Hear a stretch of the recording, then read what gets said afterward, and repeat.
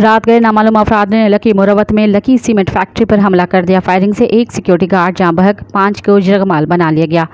कुर्रम में फायरिंग से 2 FC एहलकार एक शहरी शहीद हो गए। इतला के मुताबिक रात गए नामालूम अफराद ने लकी सीमेंट फैक्ट्री पर हमला कर दिया। हमले में एक सिक्योरिटी गार्ड जहां बहक हो गए। नामालूम अफराद ने एक एक्सीवेटर, एक क्रेन और एक टैंकर को भी आग लगा दी। पुलिस के मुताबिक नामालूम अफराद ने 5 सिक्योरिटी गार्ड्स को यकमाल बनाया और बाद में इन यरकमाली सिक्योरिटी गार्ड्स को छोड़ दिया। हमलावर फरार होने में कामयाब हो गए। दूसरी जानिब ज़िले करम में फायरिंग के वाक़या पेश आया है। पुलिस ज़रा का कहना है कि इलाका मुतासिर घर में मुश्तबा अफराद की मौजूदगी की इतला पर कार्रवाई के दौरान फायरिंग की गई। FC एहलकार घर की तलाशी को पहुंचे तो घर में मसला अफराद ने FC पर फायरिंग शुरू कर दी। फायरिंग के नतीजे में 2 FC एहलकार शहीद हो गए।